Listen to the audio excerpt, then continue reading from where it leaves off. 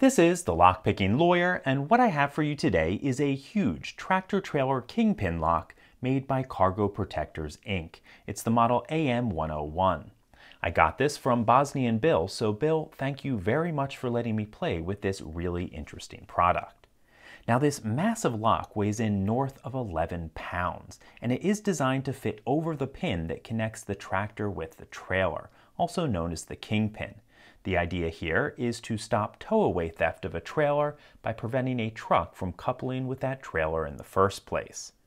Inside of this massive lock body is an American Lock Model 5200 padlock.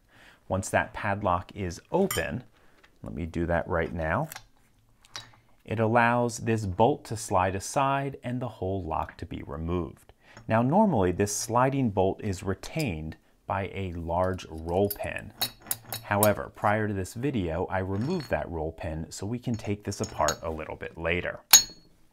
Now these American locks are full of serrated and spooled pins, so absent a fair amount of luck, it probably can't be raked open. However, it's also not going to delay an experienced picker for very long at all. So let's see what we can do to get this open, and then of course I will take it apart to show you what's inside. Now before we pick, imagine that this is in place with the bottom of the trailer right at the top of the lock here. So while I normally like using top of the keyway tension, I'm going to be using my bent version of the 50 thousandths pry bar so it wouldn't interfere with the bottom of the trailer. I'm also using a standard hook in 18 thousandths. Okay, nothing on 1, 2, 3, 4 is binding. Got a click there. 4 feels set. 5, also binding. Got a click out of 5, and that feels set. And no 6th pin. Nothing on 1, 2, 3 is binding tightly. Still binding after a click. One more click and we dropped into a nice deep false set. Nothing on 4 or 5. Okay, counter rotation on 1. Got 1 set, counter rotation on 2, got 2 set. It looks like we got this open. Okay, let's take this apart and I will show you what's inside of this. Looks like we have a 100th anniversary version of this American lock. These are mildly collectible right now. Let's get the pinning tray over here. And to take these apart, we normally have a Phillips screw right down the shackle hole. So let's remove that first.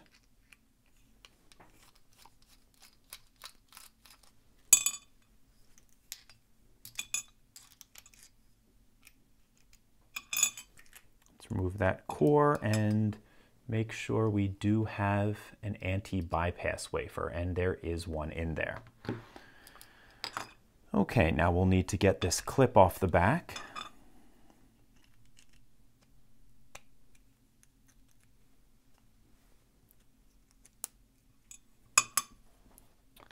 And we should just need the key and a follower to finish taking this apart.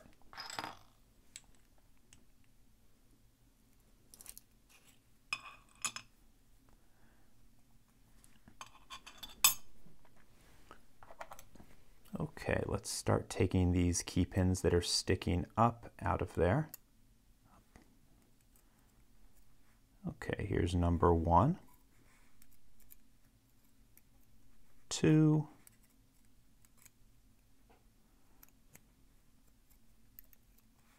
3, and let's see, that was number 5, and 4 is being a little bit stubborn here.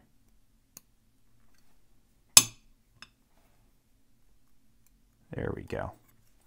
Okay, let's arrange these and then I will get the driver pins out. Driver pins felt like we had some serrated spools up in 1 and 2, and the rest felt serrated. And that's what I'm seeing, serrated spools in 1 and 2, serrated in 3, serrated in 4,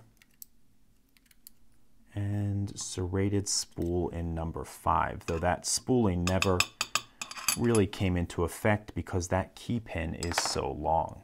In fact, the bitting on this lock isn't particularly impressive at all. Okay, let me give you a little closer look at all of this. You can see on those key pins we have a standard in pin 1. Normally that would be serrated if it was a little bit longer, but because that key pin is so short, we have a standard pin. That's because those serrations would never really come into play on a super short pin like that. Then we have serrated in 2, 3, 4, and 5. Then for our driver pins, we have serrated spools in slots 1, 2, and 5, and serrated pins in slots 3 and 4. So that's all I have for you today on this Cargo Protectors Inc. model AM101 Kingpin lock. Bill, thank you very much for sending this lock my way. To everyone else, if you do have any questions or comments about this, please put them below. If you liked this video and would like to see more like it, please subscribe. And as always, have a nice day. Thank you.